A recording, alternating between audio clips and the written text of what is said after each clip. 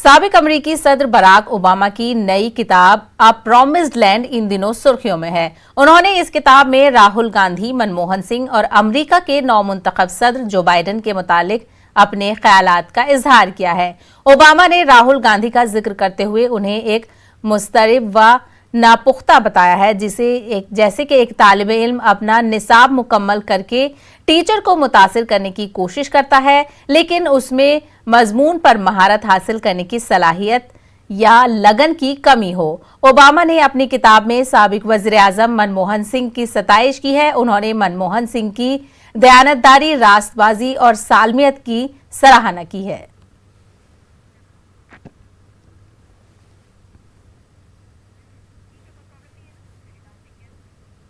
Obama की नई किताब में राहुल गांधी के तज़किरे पर मुख्तार अब्बास नकवी ने चुटकी ली है। उन्होंने कहा है कि अब इस मामले पर कुछ कहने की जरूरत नहीं है। देखिए, आजकल उनके बेवकूफ़ी के चर्चे हर जबान पर सबको मालूम है और सबको खबर हो गई। तो किसी की बेवकूफ़ी के चर्चे जो है वो राष्ट्रीय नहीं अंतर्राष्ट्रीय हो जाए तो हम क्या कर सकते हैं। तो दूसरी तरफ बीजेपी लीडर गिरिराज सिंह का ओबामा की किताब पर क्या कुछ कहना है, आइए आपको सुनवाते हैं। जब दुनिया के बड़े लोगों ने राहुल जी की बुद्धिमानी को बराक ओबामा ने जिस ढंग से रखा है कि ये इतने बुद्धिमान हैं, अब मुझे लगता है कि इसके बाद इनके बुद्धि पर किसी को कोई टिप्पणी करने का अधिकार नहीं है।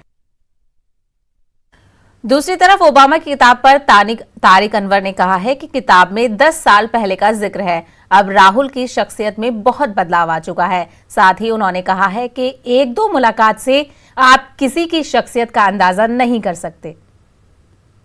देखिए, एक तो ओबामा साहब की जो मुलाकात हुई होगी वो मुख्तसर मुलाकात हुई होगी, कोई लंबी मुलाकात तो हुई नहीं होगी। वो उस वक्त राष्ट्रपति थे, तब वो आए थे इंडिया, शायद उसी मौके पर उनकी बातचीत हुई। तो एक मुलाकात में या दो मुलाकात में किसी आदमी की क्षमता को आंकना मुश्किल होता है। और जाहिर है कि उस समय आज से 10 साल पहले या 8 साल 9 साल पहले उनकी मुलाकात हुई थी, तो उस वक्त कि जो उनका व्यक्तित्व था राहुल जी का, वो आज फ़र्क है। 8 साल में बहुत अनुभव उनको प्राप्त हुआ, विपक्ष में रहने का मौका मिला, उनको बहुत कुछ सीखने का मौका मिला। तो ये जो बात वो कह रहे हैं वो 10 साल पुरानी बात कर रहे हैं। और जैसा मैंने कहा कि किसी के एक मीटिंग में, एक मुलाकात में आप किसी की पर्सनालिटी को और किसी के व्यक्तित्व को नहीं समझ सकते। ओबामा की बुक पर राशिद अलवी का क्या कुछ कहना है, आइए सुनवाते हैं। देखिए, किसी भी विदेशी नेता के बारे में टिप्पणी करना उचित नहीं होता है, लेकिन ओबामा ने जो लिखा है वो देश के आज के हालात को देखकर लिखा है। राहुल गांधी ने पूरी शिक्षा हासिल की है। राहुल गांधी सबको सेटिस्फाई भी करना चाहते हैं, लेकिन भारत की जो नफ़रत की राजनीति है उसका वो मुकाबला नहीं कर पा रहे। और ये निश्चित तौर से कि जो नफ़रत का माहौल इस देश के अंदर पैदा हुआ है, उसके लिए कोई भी आदमी उससे बड़ी नफ़रत पैदा नहीं कर सकता। उसमें इतना जुनून नहीं आ सकता कि उस नफ़रत का मुकाबला नफ़रत से करे। राहुल गांधी मोहब्बत से उसका मुकाबला कर रहे हैं, बार बार कह रहे हैं कि आप नफ़रत फैलाइए, हम मोहब्बत फैलाएंगे। और यही बात ओबामा ने अपने अल्फाज में कही है। सरहद पर जवानों के साथ दिवाली मनाने की रिवायत इस साल भी वज़ीर आज़म बरकरार रखेंगे। जराये के मुताबिक वज़ीर आज़म जैसलमेर सरहद पर जवानों के साथ दिवाली मना सकते हैं। इस मौके पर वज़ीर आज़म के हमरा chief of defence staff Bipin Rawat और फौजी सरबराह MM नरवणे भी होंगे। पिछले साल वज़ीर आज़म ने जम्मू कश्मीर के राजौरी में LOC पर जवानों के साथ दिवाली मनाई थी। आयुर्वेद डे के मौके पर वज़ीर आज़म नरेंद्र मोदी ने राजस्थान और गुजरात को आयुर्वेद इंस्टीट्यूट का तोहफा दिया है। वीडियो कॉन्फ्रेंसिंग के जरिए वज़ीर आज़म ने गुजरात के जामनगर में institute of teaching and research इन आयुर्वेद और राजस्थान के जयपुर में नेशनल इंस्टीट्यूट ऑफ आयुर्वेद का इफ्तिताह किया। इस मौके पर खिताब करते हुए उन्होंने कहा है कि भारत के पास आरोग्य से जुड़ी वसी विरासत है और ये एक मुसल्लमा हकीकत है। उन्होंने कहा है कि ये खजाना कुतुब या कुछ माहिरीन तक महदूद है, जिसे फरोग देने की जरूरत है। उन्होंने कहा कि तमाम तरीका इलाज को मुंजबित करना वक्त का तकाजा है। वज़ीर-ए-आज़म ने मजीद कहा है कि उनके मुताबिक कोरोना के दौर में आयुर्वेद की रिवायत से मुल्क को फायदा पहुंचा है और दुनिया आयुर्वेद के फवायद जानना चाहती है। आयुर्वेद के बारे में दुनिया तहकीक कर रही है। 50 औषधीय पौधे हैं जिनकी सब्जियां और सलाद के रूप में खूब उपयोगिता है। ऐसे में कृषि मंत्रालय हो, आयुष मंत्रालय हो या फिर दूसरे विभाग हो, सभी के संयुक्त प्रयासों से इस क्षेत्र में बड़ा परिवर्तन आ सकता है। साथियों, आयुर्वेद से जुड़े इस पूरे इकोसिस्टम के विकास में देश में हेल्थ एंड वेलनेस से जुड़े टूरिज्म को भी बढ़ावा मिलेगा। गुजरात और राजस्थान में तो इसके लिए असीम संभावनाएं भी हैं। मुझे विश्वास है कि जामनगर और जयपुर के ये दोनों संस्थान इस दिशा में भी लाभकारी सिद्ध होंगे। एक बार फिर से आप सभी को बहुत बहुत बधाई। आज छोटी दिवाली है, कल बड़ी दिवाली है। आपको, आपके परिवार को भी मेरी तरफ से इस दीपावली के पावन पर्व की अनेक अनेक शुभकामनाएं हैं। बहुत बहुत धन्यवाद। दिल्ली में कोरोना के बढ़ते मामले तशवीश का बाइस हैं। वज़ीर आला अरविंद केजरीवाल का कहना है कि कोरोना के फैलाव की रोकथाम के लिए हुकूमत जरूरी इक़दामात कर रही है। उन्होंने उम्मीद जाहिर की है कि आइंदा 7 से 10 दिनों में हालात काबू में आ जाएंगे। ख्याल रहे कि 2 हफ्तों में दिल्ली में कोरोना के मामलों में तेजी से इजाफा हुआ है। 28 अक्टूबर को पहली बार 5000 से ज्यादा केसेस सामने आए थे। सुबह उठते हैं और देखते हैं कि चारों तरफ आसमान के अंदर धुआं ही धुआं है, धुआं ही धुआं है। अभी दिल्ली के अंदर कोरोना बढ़ रहा है और इस कोरोना के बढ़ने का सबसे बड़ा कारण इस टाइम प्रदूषण है।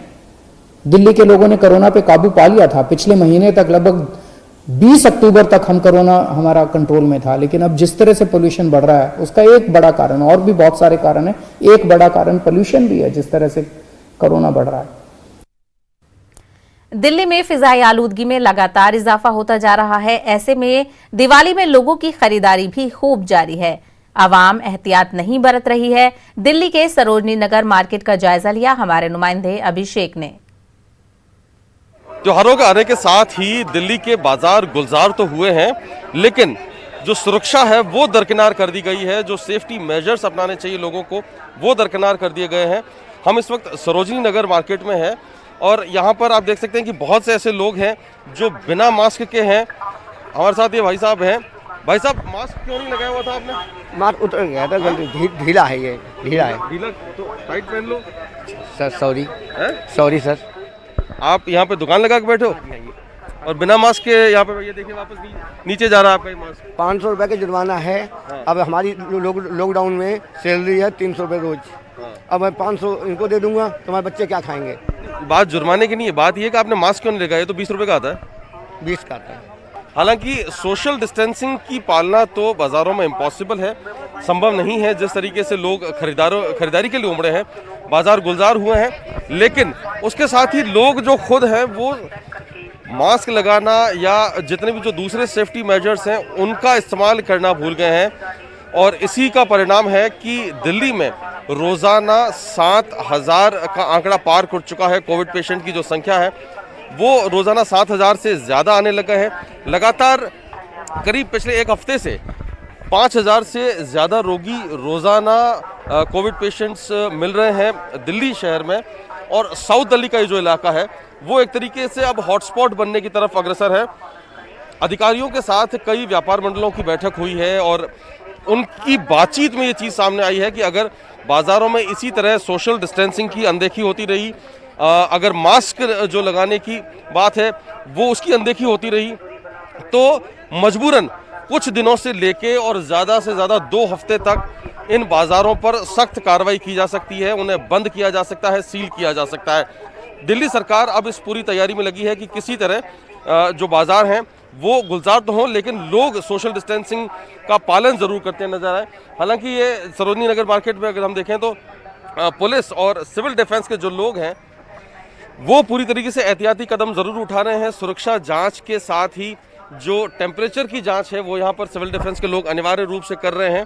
लेकिन जहाँ तक लोगों की जिम्मेदारी की बात आती है तो वो ये भूल जाते हैं कि कोरोना कितना भयावह रूप में लोगों की ज़िंदगियाँ लील रहा है और उसी का परिणाम है कि इतनी ये जो भीड़ उमड़ी है वो अब बेकाबू सी हो रही है बाज़ारों में। और अगर इसी तरह से चलता रहा तो आने वाले दिनों में दिल्ली के बाज़ारों में दुकानों पर हमें फिर से ताले देखने को मिल सकते हैं, क्योंकि इन्हें नियमानुसार सील कर दिया जाएगा अधिकतम 2 हफ्ते के लिए। सहयोगी नागेंद्र के साथ अभिषेक आडा, नेटवर्क 18, नई दिल्ली। रुकेंगे एक छोटे से ब्रेक के लिए, खबरों का सिलसिला जारी रहेगा। तो ब्रेक के बाद एक बड़ी खबर की शुरुआत। पटना में एनडीए की मीटिंग खत्म हो गई है। मीटिंग के बाद नीतीश कुमार ने कहा है कि 15 नवंबर को एनडीए लेजिस्लेचर पार्टी की मीटिंग होगी। लेजिस्लेचर पार्टी की मीटिंग में आगे के बारे में लिया जाएगा कोई भी फैसला। तो आपको बता दें, बिहार असेंबली इंतखाबात में एनडीए की वाज़ेह अक्सरियत के बाद पटना में आज मीटिंग खत्म हुई है। मीटिंग के बाद नीतीश कुमार ने बयान दिया है जिसमें उन्होंने कहा है कि 15 नवंबर को यानी कि आज से 2 दिन बाद, दिवाली के बाद 15 नवंबर को एनडीए के अरकान असेंबली की मीटिंग होगी, जिसमें लेजिस्लेचर पार्टी की मीटिंग में आगे के बारे में कोई भी फैसला लिया जाएगा।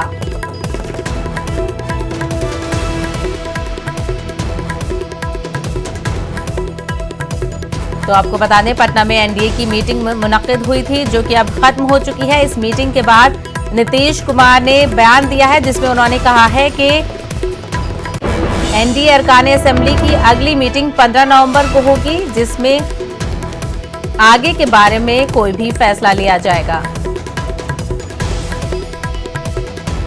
आज हम लोग सब एक साथ बैठे हैं, चारों घटक और मिलकर के यही निर्णय हुआ कि 15 तारीख को 12:30 बजे दिन में हम लोग संयुक्त बैठक करेंगे विधायक मंडल दल की। सभी एक साथ बैठेंगे, चारों दलों के लोग, और उसी में जो भी निर्णय आगे का लेना है वो सब निर्णय लेंगे। उससे सब चीज तय होगा। जब एक बार निर्णय करके इसका दावा करेंगे और उसके बाद भी होता है ना। आज कैबिनेट की बैठक, आज कैबिनेट की बैठक जरूरी है ना। हमारे कैबिनेट की बैठक इसलिए जरूरी है कि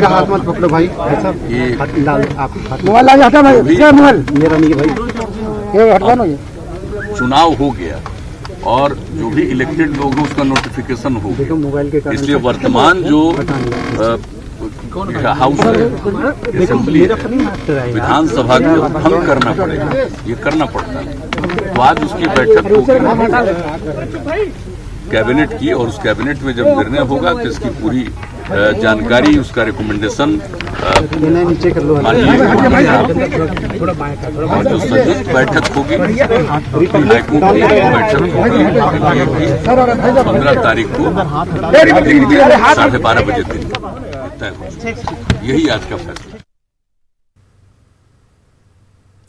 कर्नाटका माइनॉरिटी डेवलपमेंट कॉरपोरेशन के सरबराह मुख्तार हुसैन पठान का कहना है कि उन्होंने कॉरपोरेशन को 550 करोड़ रुपए का बजट फराहम करने की येडियुरप्पा हुकूमत से दरख्वास्त की है, जिसकी मंजूरी के साथ ही माइनॉरिटी स्टूडेंट्स को भारी तादाद में एजुकेशन लोन दिया जाएगा। पठान के मुताबिक अभी केएमडीसी का बजट सिर्फ 105 करोड़ रुपए ही है। गुज़िश्ता बरस की सैलाब से तबाही की वजह से इसके बजट में कमी की गई है। अब इसको दूर कर लिया जाएगा। माइनॉरिटी डेवलपमेंट कॉरपोरेशन कई तरह के सवालात के घेरे में है। कई लोगों को शिकायत है, कई तलबा को, स्टूडेंट्स को शिकायत है कि आरयू स्कीम सही तरीके से इम्प्लीमेंट नहीं हो रही है रियासत में। गुज़श्ता साल जो एप्लीकेशंस डाले थे अभी तक उसका लोन सेक्शन नहीं हुआ। कई एक तरह के सवालात वगैरह है। हमारे साथ मौजूद है KMDC के चेयरमैन जनाब पठान सर। सर, कई लोगों को, कई स्टूडेंट्स को शिकायत है कि आरयू स्कीम सही तरीके से इम्प्लीमेंट नहीं हो रही है, उसके बजट में कुछ कटौती वगैरह हुई है। सर, कितना बजट था और अब कितने स्टूडेंट्स को दी रही है, कटौती किस तरह से की गई है? आरयू स्कीम के अंदर जो बच्चे तकलीफ में है बोल के वैसा कुछ नहीं है, क्योंकि लास्ट ईयर का जो बजट हम लोग ने अलोकेट किया था वो 92 करोड़ रुपए का था, लेकिन फिर भी हम लोग ऑलरेडी लास्ट ईयर का 168 करोड़ का हम लोग ने रिलीज़ किया है, अमाउंट ऑलरेडी रिलीज़ किया है। अभी एक मेरे ख्याल से 31-32 करोड़ का भी अभी फ्रेशर्स का भी थोड़ा देना बाकी है, वो इस बार का हम लोग लेके अभी बोर्ड मीटिंग में लेके हम क्लियर कर रहे हैं। और आपके यहाँ से कुछ कटौती बोलने की बात नहीं आती है। अभी जैसा लास्ट ईयर आपने देखा होगा कि लास्ट ईयर अगस्त महीने में और अक्टूबर महीने में 2 बार ऐसा सैलाब आ गया है कि घरों के घर बह गए थे। तो ऐसी हालात में तब जब घरों के घर बह जाते हैं तो उस वक्त में सरकार उनके सपोर्ट में ठहरना पड़ता है। तो तब बाद में छोटे छोटे बाकी के जरा अखराजात को कम करके वहीं पे लगाना पड़ता है। सर, 50% तक कम, 44%, 50% तक कम हुआ क्या गया? एक मिनट आपको बोलता हूँ ना मैं, तो 50%, 44% बोल के वैसा नहीं है। आप अभी उस टाइम में घरे भी गिरे थे ना, उन लोगों को घरे गिरने वाले को भी 5 लाख रुपए में कोई अल्पसंख्यक माइनॉरिटी मेजॉरिटी बोल के डिफरेंशिएट नहीं करे सा है, उनको दे रहे हैं BS दिया सा है। स्टूडेंट्स को आप क्या मैसेज देना चाहेंगे, क्या बोलना चाहेंगे? क्योंकि उनको लोन नहीं मिल रहा है तो अपनी एजुकेशन कंप्लीट करने से वो थोड़ा सा मजबूर है। फीस, कॉलेजेस जो है उनके ऊपर फीस के वजह से दबाव डाल रहे हैं, मगर उनके पास उतनी उनकी माली हालत नहीं है कि वो फीस अदा कर सके। तो इसमें ऐसे तलबा को आप क्या मशवरा देंगे? तालीम ड्रॉप कर दें या फिर उनको आप लोन देंगे? हम लोग लोन दे रहे हैं, किसी को भी ड्रॉप करने बोल रहे नहीं, और किसी को भी वो ड्रॉप करने की ज़रूरत नहीं है। हम उल्टा ऐसा बोल रहे हैं, कहाँ पे ड्रॉप आउट हुआ है वो रेशो लेके आइए, उनको बढ़ाएंगे बोल के बोल रहे हैं। और आने वाले, मैं वही बोला ना, जो एप्लीकेशन पेंडिंग थे 3,400 तक तकरीबन पेंडिंग कर्नाटक राज्य में थे, उन लोगों को वो सभी को भी हम लोग इस बजट के अंदर लेके, क्योंकि आपको मालूम है जितना जेब में पैसा रहता है उतना खर्च करना हमारा कर्तव्य रहता है। अभी जेब में पैसे के अलावा जो जास्त खर्च कर रहे हैं, तो फिर आने वाले दिनों में पिछला बजट और ये बजट और हमारा रिकवरी का बजट लेके इस जो बोर्ड मीटिंग में लेके हम लोग उनको भी दे रहे हैं। वो किसी को भी कटौती नहीं कर रहे, दे रहे हैं। इंशाल्लाह आने वाले दिनों में अभी तो दुआ करेंगे जल्दी से जल्द हो जाता है। गवर्नमेंट पर प्रेशर बनाया जाएगा कि KMDC कुछ ज्यादा बजट एलोकेट करे। 200 करोड़ की होगी जो KMDC 209 में हम लोग 550 करोड़ का, मैंने कल ही हमने आगे आने वाले दिनों की बजट के लिए मैंने प्रपोजल भेजा है, 550 करोड़ का भेजा है। इंशाल्लाह दिनों में मैं यही करता हूँ, दुआ करेंगे अल्लाह ताला से ऐसे कोविड जैसी बीमारी और फ्लड जैसे न आए, अच्छे से अच्छे अमन और शांति के साथ में जिंदगी गुजारने की हमें तौफीक अता फरमाए। Thanks sir. ये थे जनाब मुख्तार हुसैन पठान साहब, जिनका कहना है कि कोविड और कोरोना की वजह से माइनॉरिटी डिपार्टमेंट का भी कुछ बजट कम हुआ है, इसकी वजह से गवर्नमेंट KMDC की स्कीमात वगैरह को भी नुकसान पहुंचा है। न्यूज़ और इनका कहना है कि इन्होंने 550 करोड़ के लिए रेकमेंड किया है। अगर से बजट पास होता है तो KMDC को ज़्यादा फंड अलॉकेट होगा। न्यूज़ 18 उर्दू, गुलबर्गा, जवाद मीर।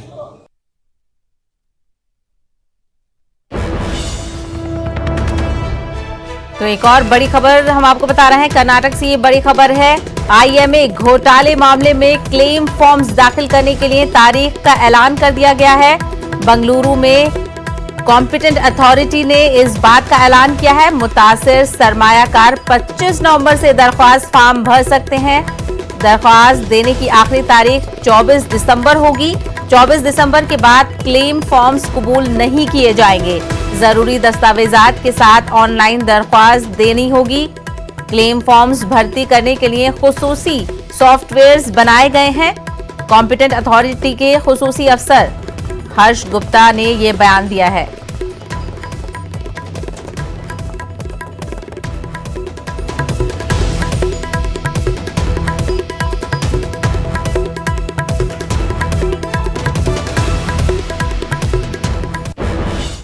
पच्चीस नवंबर से चालू हो रहा है और 1 महीने के अंदर अंदर लोगों को अपना क्लेम अर्जी दे देना है। 1 महीने के बाद अगर देंगे तो वो क्लेम अर्जी जो है कानून में मानने को नहीं होता है। तो 24 दिसंबर के अंदर सबको अपना क्लेम अर्जी भर देना है। क्लेम अर्जी जो है बड़ा आसान तरीका है, उसके लिए आधार नंबर लेके आ जाएं वो अपना, और हमारे जो भी कर्नाटका के निवासी हैं वो बेंगलोर वन या कर्नाटका वन जो केंद्र हैं या जो जिलों में एक अटल जी जन स्नेही केंद्र है वहाँ पे जाएं, अपना आधार नंबर ले जाएं और जो आईएम में जो इन्होंने पैसा जमा कराया था तो एक क्लाइंट आईडी कस्टमर आईडी दिया होगा, वो लेके चले जाएं। वहाँ पे आधार नंबर पे अपना आइडेंटिफिकेशन कराएं और क्लाइंट आईडी कस्टमर आईडी बता के उन्होंने कितना अमाउंट डिपॉजिट किया था उसको कंफर्म कर दें। जिसके पास आधार नंबर नहीं है तो उसको हमने क्या एक सहूलियत दी है कि 1 रुपया वो अपने बैंक अकाउंट से हमारे बैंक अकाउंट में ट्रांसफ़र करे, केवल 1 रुपया। जब वो ट्रांसफ़र करता है, इलेक्ट्रॉनिक ट्रांसफ़र करेगा वो, तो एक उसको ट्रांजैक्शन नंबर देते हैं वहाँ से, जो यूटीआर नंबर या जो भी बोलते हैं बैंक की भाषा में, वो नंबर को भी दे के हमारी केंद्र पे आ जाए तो उसके मुताबिक उसको हम आइडेंटिफिकेशन कर लेंगे। और जिन जिन का आधार नंबर से या 1 रुपया अगर उन्होंने आईएमए को जो वो बैंक अकाउंट जब आईएमए के साथ वो व्यवहार करते थे, जो बैंक अकाउंट उन्होंने आईएमए को डिक्लेयर कर रखा था, अगर उस बैंक अकाउंट से उन्होंने हमें 1 रुपया ट्रांसफ़र किया है या वो बैंक अकाउंट उनका चालू है, उनको और कोई भी डॉक्यूमेंट हमें देने का जरूरत नहीं पड़ेगा, बशर्ते कि उनका जो क्लेम अमाउंट वो मांग रहे हैं वो आईएमए के जो रिकॉर्ड है उससे मैच कर जाए, जो कि मैच करता ही है क्योंकि लोगों का आईएमए ने कंप्यूटर में रख रखा था, तो उससे हम मैच कर लेंगे, तो उनको कुछ भी और डॉक्यूमेंट देने का ज़रूरत नहीं पड़ेगा। ठीक है सर। जो बेंगलोर से बाहर लोग हैं, हाँ, जो बेंगलोर से बाहर लोग हैं वो लोग, या जो कर्नाटका से बाहर लोग हैं वो लोगों के लिए ये जो एप्लीकेशन है ऑनलाइन में, मतलब जहाँ पे भी कोई इंटरनेट कनेक्शन रहेगा वहाँ से भी वो बैठ के कर सकते हैं।